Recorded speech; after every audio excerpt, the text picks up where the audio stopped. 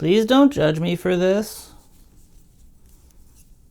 Hello, nitwits, and welcome to Knitting Time with Willie. I'm your host, Willie Muse, joined as always by my co-host, Knit-Cullis. And full disclosure, but I'm kind of winging it right now.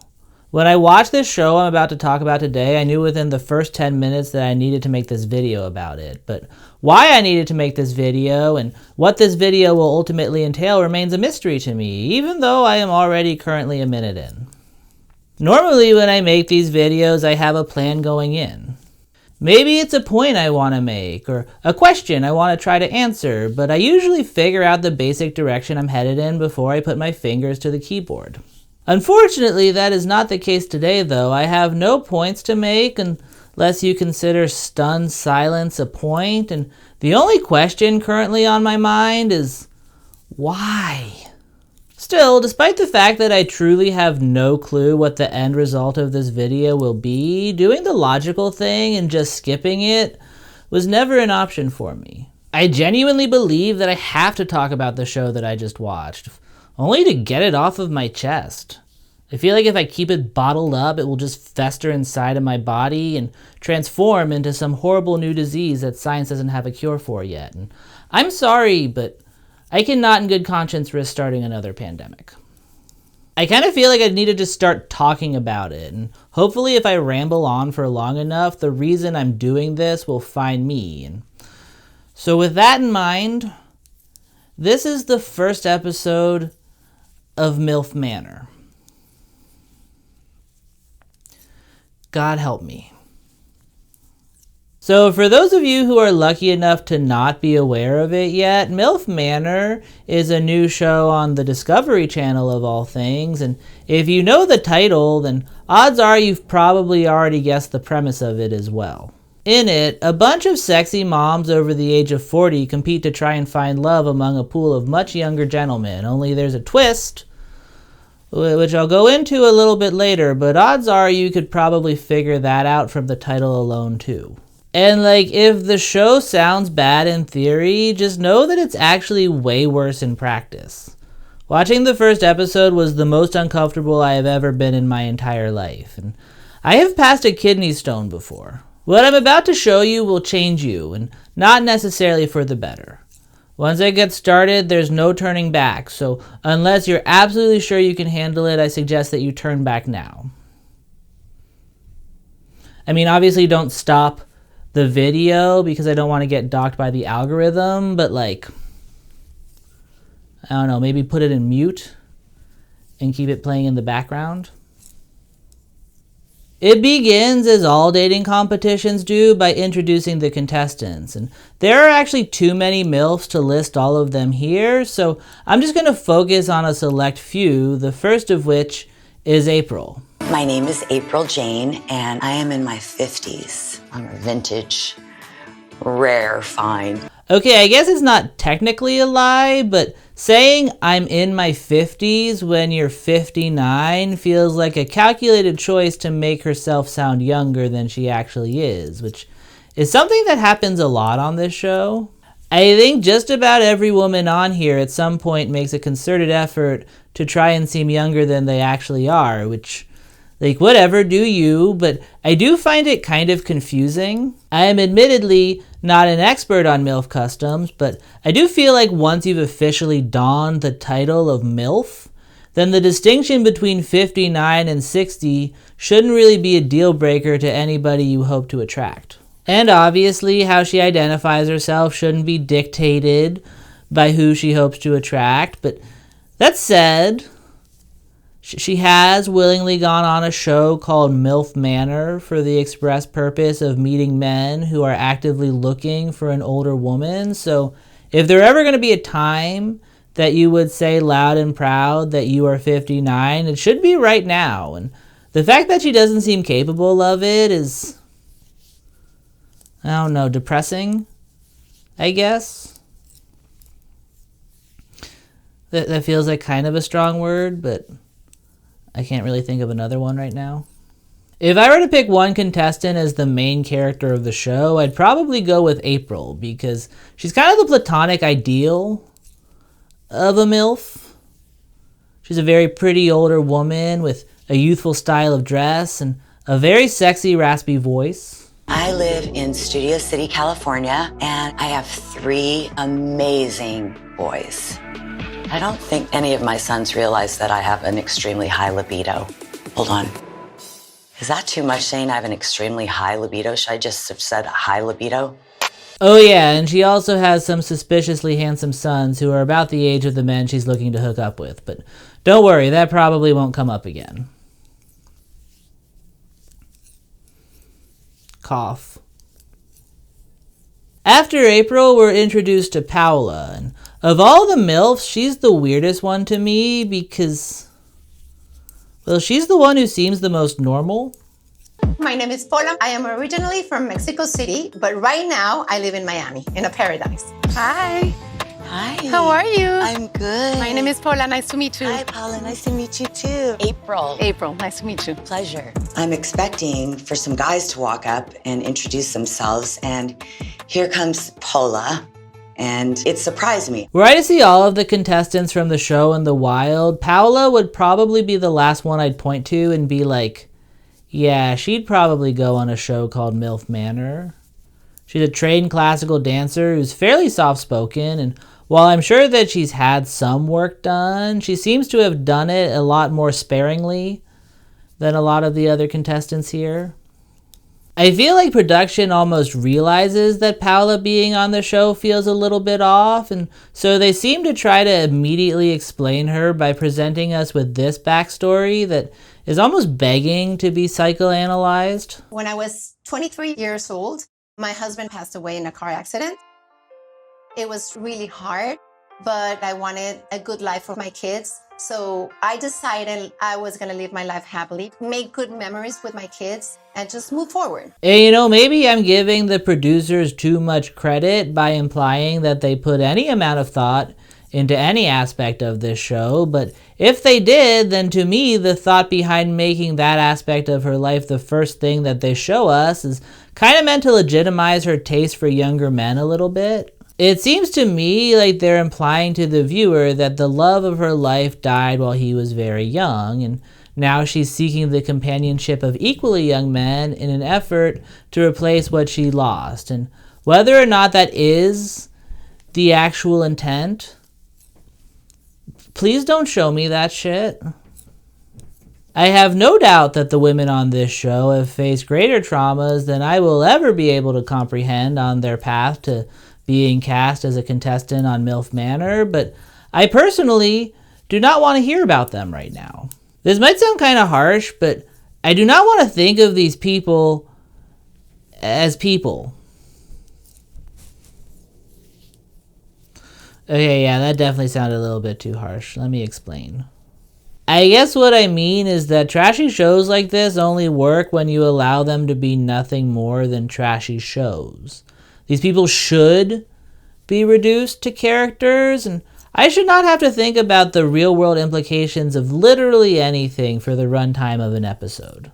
It's kind of like, okay, say that you have a garbage can filled with garbage. So long as everything in there is garbage, you're not going to get mad at the garbage for being garbage because, well, it's just garbage. Now, say someone puts your grandmother's diamond wedding ring, which she smuggled with her out of the old country while she was fleeing the war, in that same garbage can. Suddenly, that garbage is going to look a whole hell of a lot worse. And having the diamond ring in there doesn't elevate the garbage can in any way. It's still a garbage can. The only thing that changes is now you're going to see the garbage as something with the potential to ruin the ring, and as a result, it's going to start to seem a lot more disgusting than it did when it was just garbage.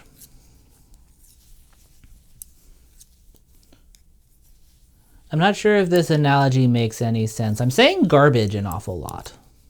Let me put it another way. As with all the reality shows I talk about on here, I don't think that anyone should be judged for the version of themselves that's on screen, because I do believe that that's ultimately nothing more than a character created by what the producers chose to show. I believe that Paola can be a complex human being with a lot of depth to her, and I also believe that Paola can be a contestant on MILF Manor, but I don't believe that she can be both things at the same time.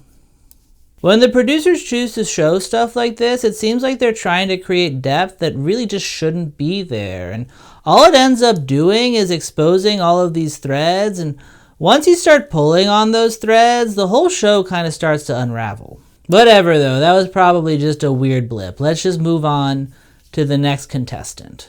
So I'm wearing 2 necklaces today. The first one is an infinity necklace that my daughter Ashley got for me. And she's my oldest daughter. She would be 28 right now. She just had a birthday, but she passed away when she was 27. So it's not even been a year yet.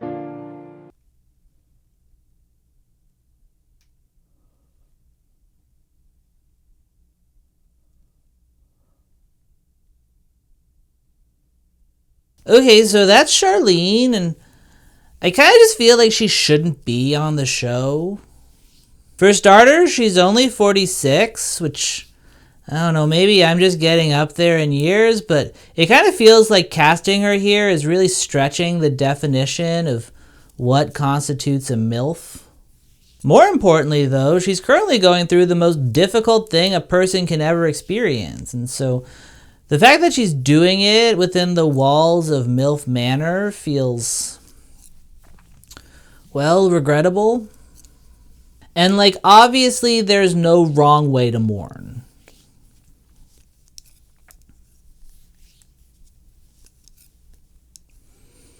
But that said, if there was a wrong way, it would probably be this. Hearing Charlene discuss all that she's going through was the first of many times in this episode where I wondered if I should turn off my TV and go to confession for the first time in 24 years, but instead I soldiered on. Because I'm a terrible person.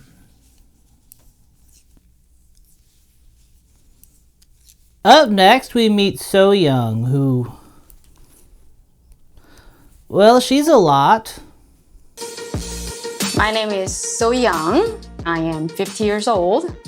When I meet good-looking, my type of a man, I introduce myself, say, hey, I'm so young, and I'm so I have no idea what word was just bleeped out there, and I will spend the rest of my life praying to God that I never find out. It would be tempting to say that Soyoung was cast solely because when she says her name, it sounds like she's saying she's so young because, well, they do show her making that joke a lot. Hi. So young. How are you? So young. Oh, amazing. So young. Amazing. My name is so old, so young. I don't know that much about her, but from what I do know, I'm prepared to declare that Soyoung is the single horniest person to have ever lived. Actually, I don't know. Maybe someone in like the Roman Empire has her beat because I didn't pay that much attention in history class. But at the very least, she's for sure top 5. For all my life, I've been looking for tall, dark hair, blue eyes, nice abs, thick thighs. Hopefully he's here. If not, there out there, anyone, please call me. So young. Based on what we see here, it appears as though sex is the only thing that Soyoung cares about. Not consequences, not other people's feelings, just sex. I'm a fire love. I have to have those fire love to have sex. If I don't have that, I could have sex, but I can't kiss anybody because that's disgusting. And I will be perfectly honest, I loved Soyoung in this first episode. She was 100% my favorite contestant. But then, midway through writing this script, I watched the second episode, and, well, I can't really say that about her in good conscience anymore. I won't go too deep into it because, well, episode 2 was some of the darkest shit I have ever seen put to film, and I don't want to touch it with a 10-foot pole, but I will say that in it, Soyoung reveals something pretty reprehensible that she did, and I kind of feel like when people look at a show called MILF Manor and say that it shouldn't exist, the show they're imagining is what happens in episode 2. And like, yeah, they are right. That show probably shouldn't exist. That doesn't really have anything to do with what we're talking about today, though, because we're only focusing on episode 1. I just kind of felt like since I'm aware of what happens, I can't not at least acknowledge it, because, yeah, it was pretty bad. Late at night, it haunts me. Anywho, the next contestant we meet who I'm going to talk about is Kelle. I'm Kelle, I'm 50 years old, and my alter ego is Disco Mommy. Alright, sorry, Disco Mommy. The next contestant we meet who I'm going to talk about is Disco Mommy. If I were to try and guess who the breakout star of the series is going to be, I would put every dollar I have on it being Disco Mommy, for the simple fact that she clearly wants it the most. Hey girls! Hey now! How are you hot ladies doing? Disco Mommy loves house music, and Disco Mommy, she's really spontaneous. She's just fun. What can I get you ladies to drink? Maybe I'm naive, but I do actually think that the majority of these women did come on the show with the goal of trying to meet someone. But with Disco Mommy, I get the sense that the only goal was the show itself.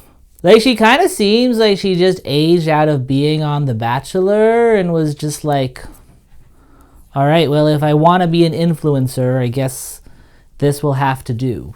I'm gonna do whatever it takes to take my man home. So there is no competition, babe. If I had a date, would you want to go with me? Sure. I like to win. And that's not a judgment. I would absolutely be a MILF influencer too if the opportunity presented itself. That sounds like a great life. But sometimes it does feel like Disco Mommy wants it so bad that she's trying a little bit too hard to get it. Like, I kind of feel like MILF Meghan Markle said it best. Well, you're a bad influence already. No, I'm girl. an amazing influence. Yeah, Sure. you are. I think it's going to be a little bit hard to keep up with Kelle. She's going to be the party girl in this house. She's definitely laying it on a little thick in a way that sometimes feels like she's putting on a show. And despite the fact that this is a show, that's not really what I want out of these women. And don't get me wrong, I love Disco Mommy with my entire heart and soul, but she's the only person on here who seems to know what show she's on, and I don't know if self-awareness really works on a program like this. I personally think that most of the fun of this kind of show comes from moments that feel more sincere, such as this gem from the aforementioned MILF Meghan Markle, whose name is apparently Stefany, with a Y. Have you been dating? I haven't been. Not so much. Well, I'm open, you know. It's just whatever God has, I guess. Amen. Right? Whatever God's plan is That's probably why we're all here right now. That's right. Just seeing Yes. what's going on. Exactly. I've always been, a believer. I love the Lord, and I think it's important with relationships. I think your partner having God as the foundation is very important. I gave up on religion quite a few years ago, but I feel like if I was still on the fence about it, hearing someone imply that MILF Manor was in any way a part of God's plan would be enough to kill whatever lingering vestiges of faith I was still clinging to. Because she's right, isn't she? If there really is this great all-knowing being out there who has a plan for everything, it would stand to reason that by the very fact that it exists, MILF Manor is a part of his plan. And when I think about that, I start to imagine God in some heavenly writer's room just throwing a koosh ball in the air saying, okay, in season 5783, my girl Stefany with a Y is going to want to fall in love with someone half her age. So I'm thinking that's when we should introduce a dating show centered around MILFs. And when I think about things like that, it does, at the very least, make me question how all-knowing he could possibly be. And obviously, I'm not a theologian, so I don't want to get into a whole big thing here. I'm just saying that MILF Manor is the single best piece of evidence that I have ever come across that there is no God.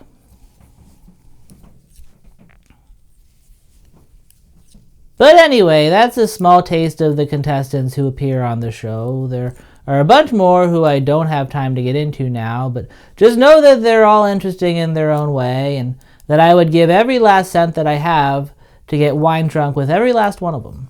Once all the contestants are introduced, they receive a text message telling them it's time to meet the men. Wait, girls, hold on. I got a text. It says, welcome to the villa. You're about to embark on a dating experience like none other. We all receive phones so that we could receive text messages telling us what we're gonna do in the villa. And this is where we learn that all of the contestants have been given cell phones, which is how they're going to be given the majority of the show's exposition, which is honestly a little bit jarring to see. Most shows like this don't even allow cell phones, much less make them a pivotal part of the plot, and I can only assume that the reason they're doing things like this is because they literally couldn't find anyone to host. The best they could do was someone being like, fine, I'll tell them what their next challenge is going to be, but for liability purposes, I don't want to be anywhere within a 2-mile radius of the actual manor. Also, I'm not showing my face. The MILFs are ushered away from the bar area over to this screen thing, which is slowly pulled back to reveal the MILFs' potential suitors. And it's here where the show reveals its big twist, which, again, you've probably already guessed by now. Although if you haven't, then congratulations, because you're probably a much happier person than I am. Whoa! Hey! All right now. So curious as to what I could find here. I mean, this is it. All of my moments have led me to this one. And hopefully there's somebody here that is going to be interested in me. I can be interested in them. What's going on? Wait, there are moms? Holy. That's right. The men are these women's sons. They will be dating each other's children. There is no God. And like, it was pretty obvious from the moment that this show was announced that this is what the twist was going to be, to the point where I feel like the show itself doesn't even bother to present it with any amount of suspense. Like normally a show like this would wait until after a commercial break to reveal the twist, but here they just kind of blurt it out immediately as if to say like, oh whatever, don't act like you didn't already know. The whole reveal was clearly set up to be something more dramatic than it actually turned out to be, and I think it might just be that it's difficult to portray such a deep internal struggle in a way that's visually interesting. That's my mom right there. Mamá, ¿qué haces aquí? Dios mío de mi vida. Oh my God. I just saw straight to Jose's eyes and just stay there for a couple of seconds and say, what is this? It's either that or the contestants genuinely weren't all that surprised because they also already knew that this twist was coming because, well, if they didn't, then they probably should have. I knew my son Gabriel was going to be in Mexico with me. I thought he was going to be on a separate dating retreat, but he's in my dating pool, and I'm going to have to see my son date these moms. I'm sorry, you knew that you were going to Mexico to be on a dating show where older women date younger men, and you knew that your younger son would also be in Mexico filming a dating show at the same time, but you never stopped to think that maybe those two things were related? Okay. But yeah, these are these ladies' sons, and like, I won't go into them too deep because that would take too much time, and really the less you know about them, the better you'll feel about yourself for watching this video, but I'll give you a brief rundown of the main ones I remember. You've got April's son, Eddie Redmayne, method acting as a drug addict. I'm feeling a little weird. All these women are significantly older women, so it's pretty alarming. Not in a bad way. Not in a bad way. Soyoung's son, a bisexual villain from a CW show. I am here to find a special connection, and I hope my mom also finds a special connection. She's getting older, you know, like she's not really like out there looking for a lover every day, right? You're not really like out there actively searching, are you? Well, Jimmy thinks so, but who knows, right? We might find the perfect love in here. Jimmy don't know about me. Charlene's son, a mugshot of a rich kid who just got arrested for a DUI. feels awkward because, like, I didn't think it was just gonna be all moms. I just got here. I'm not saying the women are unattractive. I'm just saying they all have sons, and like, I don't know, it's just gonna be a weird experience getting close with the guys and then, you know, going out on dates with their mothers. And Stefany's son, Billy, who seems to be the only person on here who doesn't actually want to be on here. Somehow. We're supposed to date the other moms? And you're here. That's so weird. Yeah. That is so weird. I'm sorry, but you know that the second he gets his exposition phone, he's immediately Googling, how do I break a reality show contract? I mean, I doubt that the phones I give them actually work, but still, I feel like he will try. Along with the men I just listed, there's also Paola's son, Jose, who is the one that all of the MILFs seem to gravitate to the most, which on one hand makes sense because he's clearly the most emotionally mature of the guys, but on the other hand, it's very confusing to me because, well, he's clearly the most emotionally mature of the guys. Are you here? What are you here for? I guess I'm just curious. Okay. I'm here for the same reason that everybody else is, I guess, to go outside of the cultural boundaries that we have and explore different opportunities, different relationships, different connection with people that we would never do before. You know? Am I putting you on the spot? No. I mean, on the contrary, actually, it's actually very, very cool that. I'm just curious. Yeah. Man, I appreciate your question. He doesn't really give off the sort of youthful vibes that these women say they want out of a man, and like maybe it's just the light hitting his hair weird, but he does seem to be graying. So it does make me question, like, why not just find like a 40-year-old who looks okay for their age, because that does ultimately seem to be what they're looking for.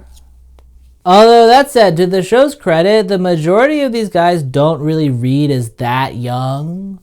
Like, granted, I'm terrible at guessing ages, but if you told me that most of them were in their 30s, I'd totally believe you. And actually, I'm pretty sure that one of them might just genuinely be in his 30s. That said, there is one person who still seems a little bit too young to be on the show, and that is Disco Mommy's disco baby, Joey. Why are you following me on the retreat, Joey? I'm here to find love. Don't get in my way. Honestly, older women are very hot, and I know I got the swag, and I got the game for them. Wow, this is like news to me. Yes, Mom, yes. He's 20, and he very much looks 20, which, while legal, still feels kind of icky to me. Ickier still is the fact that when I saw that he was 20, a light bulb kind of went off in my head where I realized that the reason this is being filmed in Mexico is probably so that everyone on it can legally drink, which, not gonna lie, my mouth did not taste great after I had that thought. Still, I kind of get the sense that he was only cast because his mom is such a presence that they wanted her on the show, and they needed to make sure that she had a corresponding son to bring. Most of what he's done so far has amounted to him getting grossed out by his mom flirting with other guys, and other than that, he hasn't really done all that much. This is your dad. Ma.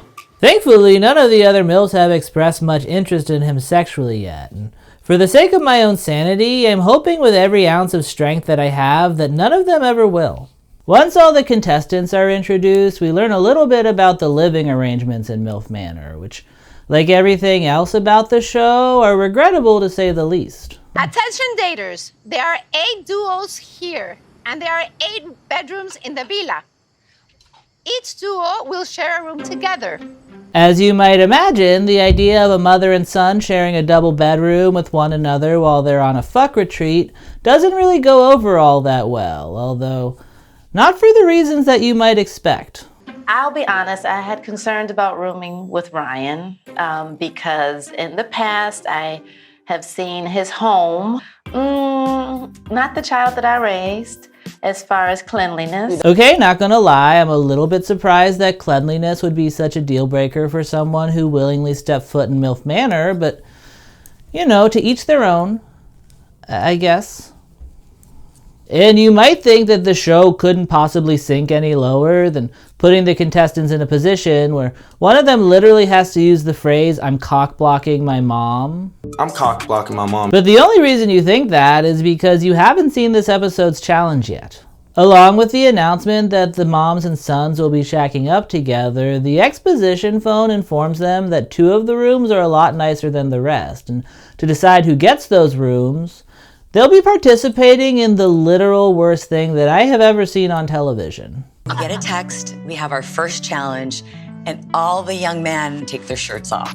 I want you, and you, and you. Everyone but me. Sorry. The moms get a blindfold, and they have to go up and touch all of the young men and figure out by touching their chests and abs and shoulders which one is their son. Yeah. And I will be perfectly honest, though the majority of it plays out like an off-Broadway stage adaptation of the story of Sodom and Gomorrah, there are actually a few moments during this segment that are surprisingly sweet. Somehow. Paola in particular ends the challenge coming off really well, which, well, I didn't even think that was physically possible, given the circumstances. The winner is determined by whoever can find their son the fastest, and Paola picks Jose out with such laser-like precision that even in spite of the situation she's found herself in, it's hard to look at her and not think that, yeah, she's probably a really good mom. Ay, Dios mío. Like, I will notice Jose's shoulder. It's like very deep. I know your shoulders. Me and Jose train every day at my studio, so this is really easy for me. This is Jose. That said, though, not everyone is Paola.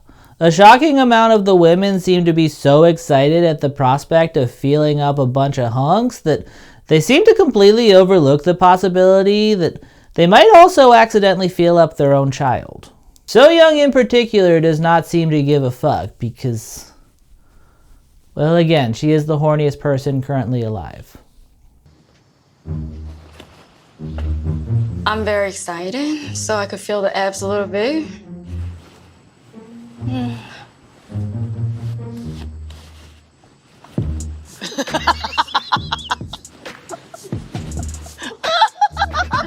Soyoung's style of trying to pick her son was very aggressive, in my opinion. What? She's wild. And like clearly, Soyoung is just not focusing on the fact that she might accidentally honk her son's oiled up man boobs because the opportunity for her to rub up on a bunch of other guys who aren't her son is too enticing for her to not take full advantage of. And that is very weird to me. I don't care how enticing something is, when the risk is anything that resembles incest in literally any way, the reward is simply not worth it.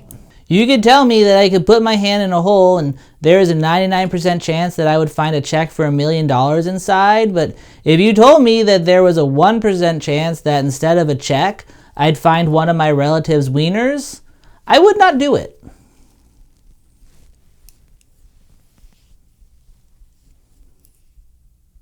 Well, actually, $1 million is a lot of money.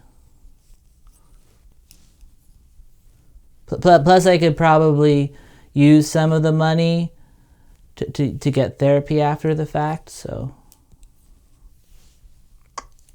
But actually, no, because the only scenario where I'd need the therapy would be the one where I didn't make the money, so. Yeah, definitely not worth it. Yeah. Once we're done with whatever the fuck that just was, the rest of the episode mostly just consists of multiple generations of people doing their best to try and get into each other's pants. As best as I can tell, the dates are what will ultimately make up the bulk of the show. So to give you a sense of what they're like, I'm going to break one of them down now. And the one I chose to focus on happens between Soyoung's son Jimmy and Pola because, well, if you haven't noticed by now, I've been focusing a lot on Pola because, well, she's the only one of these people who, when I talk about her, I don't immediately feel like a terrible person. Like all good dates, this one begins with attraction. I find Pola absolutely beautiful. I'm a man of great taste. I like great things. I'm a very big feet person. And Pola has these feet that I just want to like oil up and lather and just massage and get real warm and then paint her toenails maybe a color and like suck the acrylic off them toes and shove in my mouth. And with that, it's time for this great love story to begin. Jimmy makes his move by going up to Paola and presenting her with the traditional MILF Manor offering of alcohol. Wow. It's a pineapple martini. It looks beautiful. Thank you. So, Ay, muchas gracias. Thank you so much. for you, madame. Gracias, señor. Oh, you're so welcome. And like, they both pretend like this is some sort of grand gesture, but like, I don't know, I feel like giving someone a cocktail in MILF Manor is kind of like giving someone sand in the desert. It's not exactly hard to come by alcohol there. Also, in case anyone has lost track of who's who, I do want to take a second to point out that this fellow right here is Paula's son Jose, who is about the same age as Jimmy, if not a little bit older. So keep that in mind because it will color how you watch the rest of this segment. Once Paula accepts her dowry, Jimmy begins making arrangements for their date. By which I mean the producers have already made arrangements and the two of them have to do their best to act like this is some spur-of-the-moment romantic tryst. They're not very strong actors. So Paula, I was thinking, I really would love to get to know you and go on a paddleboarding date, maybe if you're like interested. Yes, that's cool. Okay, Let's do it. Yeah. So it's down on the beach. The paddleboard's over there if you would like to go with me. Yeah, let's go. Let's go. The first part of the dates on MILF Manor all feel fairly forced because, well, they are all kind of forced. It's a dating show after all. If they don't force the dates, there's no show. And because of this, there are a lot of times where the producers are clearly telling the contestants to make their date seem believable, and so the contestants end up really scrambling for any sort of justification to prove that what we're seeing is in any way organic. I danced classical ballet since I was 4 years old. I love everything that has to do with a physical, active life. So if a man cannot keep up with me physically, I think I'm not going to be attracted to him at all. And Jimmy, The activity that he chose, what is it? It's exactly what I really enjoy. so that's something that I really like about him. Okay, let's put aside the fact that, again, the producers clearly planned this date because otherwise how would they already have a C-ready camera rig set up? And let's instead focus on the fact that you are currently in a secluded seaside resort in Mexico. So I feel like Jimmy's choice of date doesn't really give you any great insight into what kind of a person he is because, like, what the fuck else were you gonna do? I am the least active person who has ever lived, but if I were in Jimmy's position and someone made me plan a date, I'd probably be like, well, we've already drank pineapple martinis together, so fuck it, I guess that just leaves paddleboarding. Still, once you get past the fact that it's clearly fake, the date itself isn't actually all that bad. I think if I had seen it in a vacuum, I probably wouldn't have any intense feelings about it one way or another. At first, I'm really nervous about Paula and I. But wow, she like was a very playful person, and I love it about her. Despite their age difference, they kind of just seem like two normal people on a normal first date, which I guess just goes to show you that you can't judge a book by its cover. Just because they're both on a show called MILF Manor, that doesn't mean that this has to be inherently weird. She has the idea, let's do yoga, and wants to do the airplane, and I'm so for it.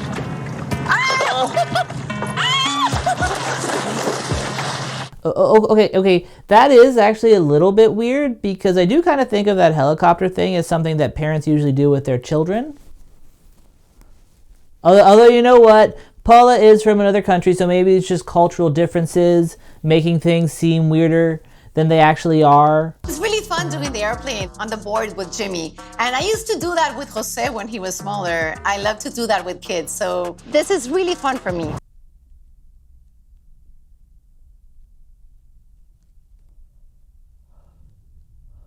There is no God. But yeah, that's basically the end of the episode, and with that, I'm finally free from the deplorable, cringe-inducing clutches of MILF Manor. At least until the next episode airs, because I will absolutely be tuning in every week. And you know, despite having watched this episode 3 times now, I'm still no closer to understanding why I'm currently making this video. So in an effort to fart out a conclusion so I can put the unpleasantness that is thinking critically about MILF Manor behind me once and for all, I've decided to return to the one tangible question I've been able to muster this entire time, which again was simply why. And I say simply, but there's actually nothing simple about that why. Buried within those 3 letters are a myriad of little sub-questions, which would consume the rest of my life if I actually tried to answer them in earnest. You know, why would anyone go on this show? Why do the people who made this show probably have more money than I will ever see in my life? Why have they not announced a season 2 yet? And so, in an effort to avoid turning this one single episode into an entire series devoted to answering those questions, which is something I considered because this show has a hold on me, I've decided to instead narrow my focus down to one specific why in particular. And when I actually stopped to think about it, I settled on why does this show exist? Because I do ultimately think that that's the biggest question that's been haunting my dreams lately. And honestly, even though that feels like a big daunting question, the answer is actually pretty obvious when I stop to think about it. The mere fact that I'm watching MILF Manor is reason enough to explain why MILF Manor exists. So then the question becomes, why am I watching MILF Manor? What is it about shows like this that attracts so many of us when on the surface we should be looking at them with nothing but revulsion? And my immediate reaction was to say that that question also has a pretty obvious answer, and that answer is so I can judge people. I sometimes feel like shows like MILF Manor are a modern-day equivalent of an old-timey sideshow. You know, you pay your nickel to go gawk at all the freaks, and then you leave feeling that much better about yourself for the mere fact that everything about you is comparatively normal. And like, don't get me wrong, I'm not gonna sit here all holier than thou and act like I don't judge a lot of these people, because, well, I do. In a lot of ways, and the opportunity to gawk at them certainly played a role in getting me to tune into the first episode. That said though, now that I have tuned in, the more I think about it, the more I think that a lot of my initial judgments were unfounded. Like, don't get me wrong, I still do get that same physical feeling of disgust whenever I think about the show, but when I actually stop to try and intellectualize what's causing that feeling, I can't really pinpoint anything concrete that would explain what exactly is so bad about MILF Manor. Well, actually, that's not true. There is one thing that is objectively bad about this show, and that is the producers. They clearly know that a lot of people are going to be tuning in, wanting to cringe, and they're really doing everything in their power to give the people what they want. I would argue that most of the uncomfortable stuff that happens on this show is the direct result of the choices being made by the production team. I would also argue that those are the parts of the show that do deserve our judgment and that I actively don't enjoy watching. I would also say that, like all reality shows, there are some seemingly not so great people who have been drawn in by the allure of the camera, and they definitely drag down the show as a whole by being there, but again, we're not here to talk about episode 2.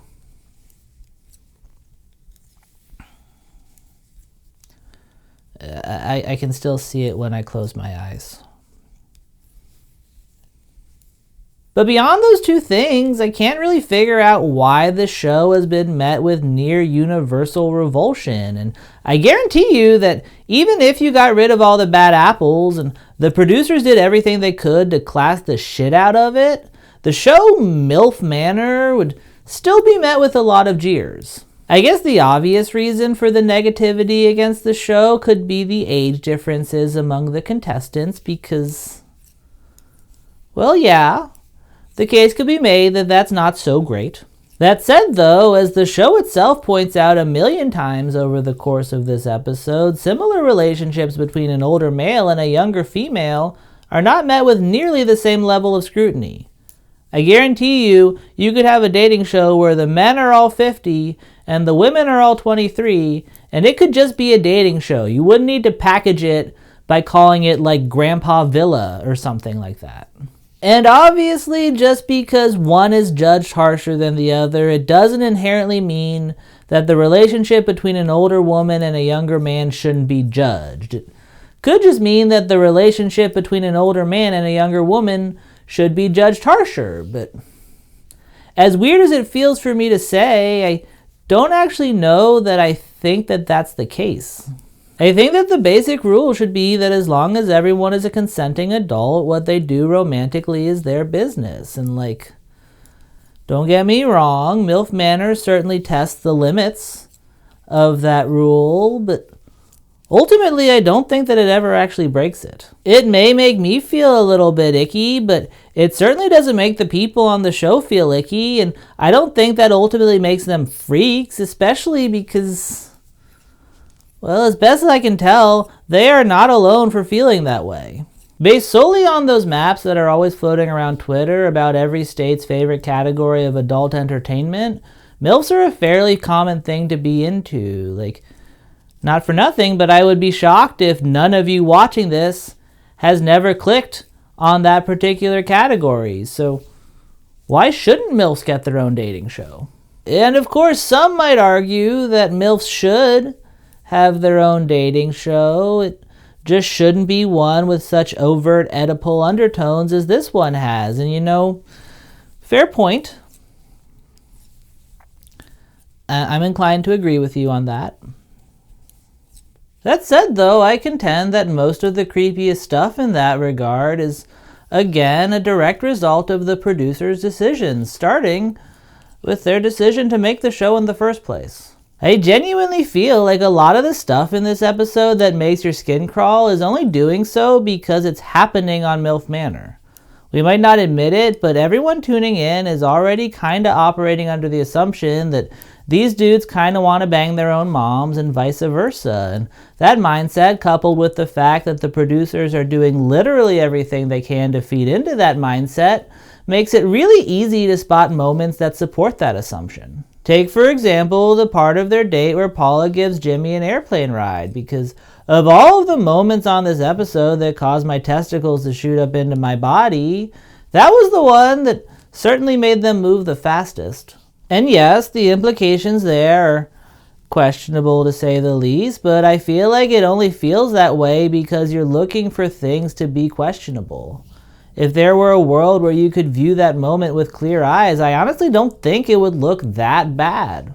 I feel like the only way it's actually bad is if Paula is secretly thinking, man, this seems like a suitable stand-in for my son to have sex with, but if I had to guess, I'd say that the opposite is probably true. The sexual part of her brain and the part of her brain dedicated to her son are just so far removed from one another that it probably never even occurred to her that they could interact in any meaningful way. And also, not for nothing, but what the fuck else are you supposed to do when you're two people on a single paddleboard who have been told to put on a show for the camera? It's either that or playing rock, paper, scissors, and I guarantee you that if they had chosen to play rock, paper, scissors, the footage just wouldn't have made it to air. Also, again, I wouldn't be surprised if the producers just straight up told them to do the airplane thing.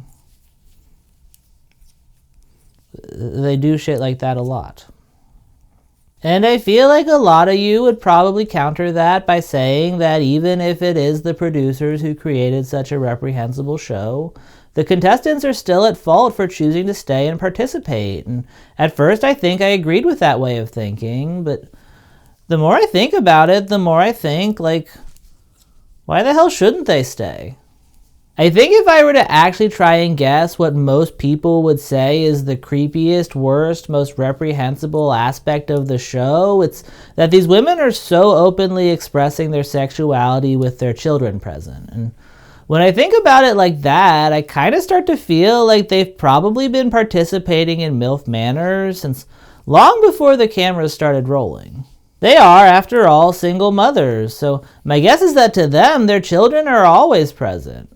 I'm sure that they have spent years figuring out how to balance the sexual aspect of their life with the fact that their children are always going to be at the forefront of their mind to such a degree that sharing a bedroom with their son at MILF Manor probably feels like child's play to them at this point. Well, that was a poor choice of words, but you get what I mean. Because here's the thing, I actually do think that these women seem like really good moms. With one obvious exception, we don't talk about episode 2, all the MILFs seem to have really good relationships with their corresponding SILFs. They get along, they seem like they're having a good time, and a lot of the creepy shit that some people might point to diminish their relationship, honestly to me just reads like everyone involved having a fairly healthy attitude towards sexuality. Also, for what it's worth, based on what we see, none of them went on this show knowing the twist. They signed on to sip cocktails in Mexico and get pursued by a bunch of hot 20-somethings, and it wasn't until the camera had already started filming that they found out that they were instead going to have to tiptoe around their own flesh and blood while they're mocked by millions of viewers each week, because that's how we as a society prefer to treat older women who do anything besides baking cookies for their grandkids. And honestly, the more I think about it, the more I think that them participating isn't just defendable, it's honestly kind of badass. It kind of feels like them saying, judge me all you want, I'm used to it. I'm still gonna have my tropical fantasy even if the way you give it to me is kind of messed up. And I guess this is all to say that morbid curiosity and a desire to judge may have been what got me in the door, but it's not why I'm staying. I'm staying because I'm weirdly already invested in these women's lives, and I kind of want to know if Kelle can make it work with Jose. Nah, I'm totally kidding. I know Paola would never let that happen. To answer my earlier question, I think that ultimately the reason I watch this show is the MILFs themselves, because in a twisted sort of way, there is something weirdly aspirational about them. I think at the end of the day, the appeal of trash television like this is that it provides a lot of us with the opportunity to exist in a world where all the weird social mores that control all of our lives have been completely torn down, because if we're being honest, those social mores can be exhausting sometimes. After a long, hard day of just trying to exist in the world, there is something kind of nice about getting to live vicariously through these women who really, truly do not seem to give a shit, especially when you're someone like me who gives a lot more shit sometimes than they probably should. When I started writing this episode without a plan, I truly did not expect to find myself here, where I am holding the MILFs from MILF Manor up as some great example of how we should all be, but now that I am here, I do think that we could all stand to take a lesson from them, because I think that they probably have learned a lot in their long 46-year-old lives. I started this episode by asking you guys not to judge me for making this episode, but now as I close things out, I think I need to learn how to unleash my inner MILF and try to get to a place where I can say, judge me all you want, because if you do, I don't give a shit. And until the day actually comes where I can get to that place, I'm not gonna lie. It is genuinely nice to have terrible, horrible, creepy, cringy, problematic shows like MILF Manor that I can come to watch other people not giving a shit for me. But yeah, that's my episode. Thank you guys for watching. Please like and subscribe and comment. I feel like a lot of you guys probably aren't going to agree with my impassioned defense of MILF Manor because, well, let's be honest, I'm probably wrong. So please say your thoughts below. Just try to be nice about it if you can. Also, it's the new year, and this year I'm going to make a much bigger push to promote my Patreon because that is very necessary for me to keep making these videos this year. So you can find a link below where you can sign up for that if you'd like. You can either do a monthly subscription where you'll get, well, if we're being honest, not that much beyond the satisfaction of knowing that you're helping me out.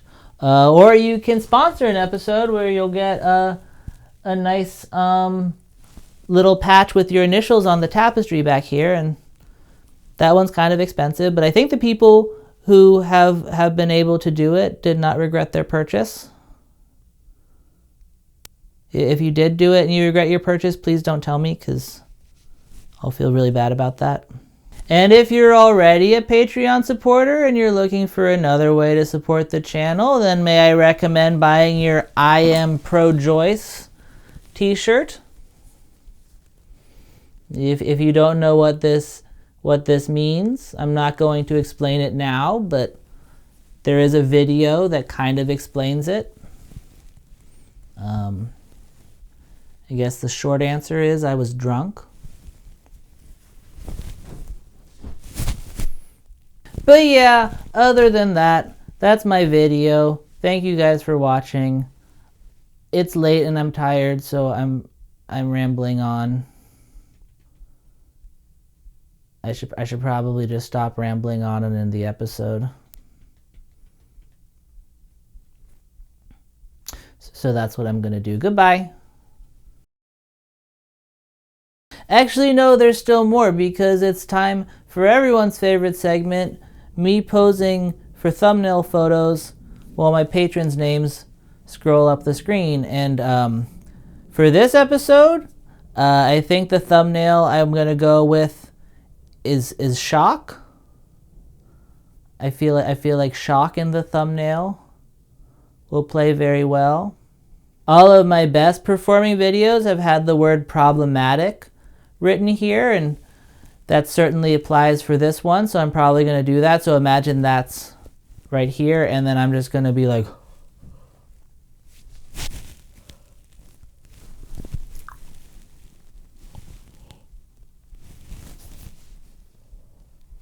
I should do that, because I feel like when I go, like, I have a very like foldy face, so when I like go like, it does not look good. So I feel like if I can express shock without showing my face, that'll probably be more like,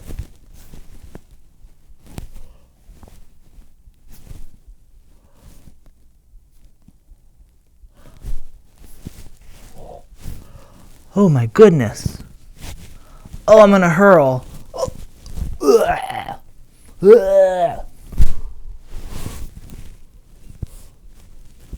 Every time. Let's see. Is there a way to like cover it mostly, but like kind of show that I'm like, cause yeah, I feel like that covers my double chin that I get when I go.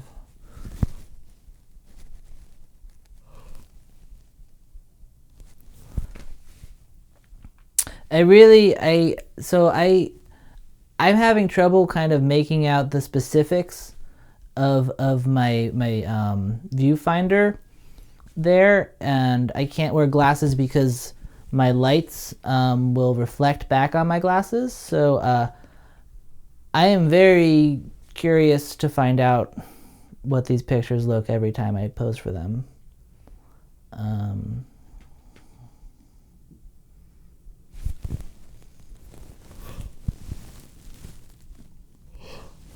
Maybe like scared. I'm like scared because it's so problematic. Oh God.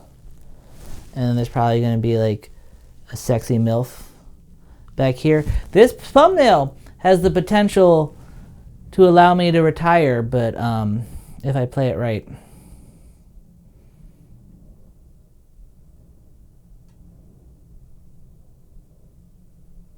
I don't know why I'm still here. I'm very sleepy. Hopefully you guys have figured out that I'm just rambling by now. It's so late. This is what happens when I try to rush a video out to get it out while it's still kind of relevant.